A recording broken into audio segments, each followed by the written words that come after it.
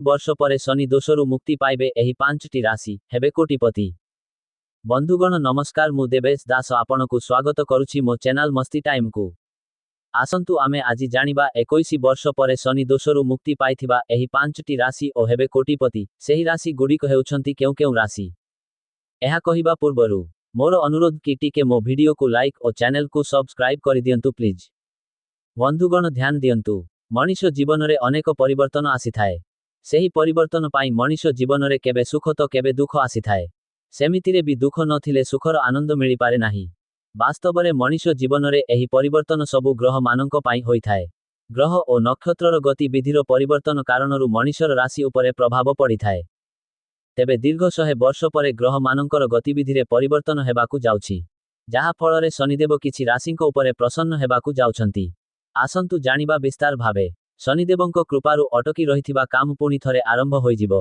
चाकिरी खोजुथिबा व्यक्ति मानंकु बहुत जल्दी सफलता मिलिबाकु जाउछि। एहा सह परिवार रे खुशीर माहौल लागि रहिबो। शनिंक कृपारु अचानक धन लाभ मिलिबो। एहा सह प्रशासनिक अधिकारींकु मान सम्मान मिलि पारे। जीवन साथींक सह बहुत भल समय व्यतीत करिवे। एही राशिर व्यक्तिंक उपरे शनिंक कृपारु प्रचुर धन लाभर सुजोग मिलि पारे। आपण कौनसी स्थान रे चाकिरी करुथिले आपणकर प्रमोशन बहुत जल्दी होइजिबो। आपण एही समय रे खेलकूद क्षेत्र रे आगकु जाई पारिबे। माता पितांको नामकु बढ़ाई पारिबे। आपणको आत्मविश्वास उच्च स्थान को प्राप्त कराइबो। जेउ जातक चाकिरी अपेक्षा रे अछंती सेमानंकर इच्छा पूर्ण हेबो। विदेश यात्रार जोग अछि, जहा आपणको मने रखिबा भଳି साब्यस्त हेबो। एहा सह विवाह हेबार संभावना अधिक रहिछि। विवाह परे आपणको भाग्य उदय हेबाकु जाउछि। राजयोग कारणरु खूब भल समय हेबाकु जाउछि। आपणकर योजना उपरे काम करिबा आरंभ करंतु। चाकिरी रे भल लाभ प्राप्त हेबो। शनिदेवंक कृपारु आपणकर अटकीथिबा धन प्राप्त हेबो। समाज रे मान सम्मान वृद्धि पाइबो, जहा पाई लोके आपणकर राय मागिबे। आपण जेउ कामरे हाथ देबे सेथिरे सफल हेबे।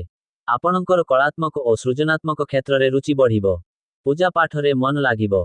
व्यापार वाणिज्य क्षेत्र रे आपणकर वृद्धि हेबो। जेउ माने बेरोजगार थिले सेमानंकु रोजगार करिबार अवसर मिलिबो।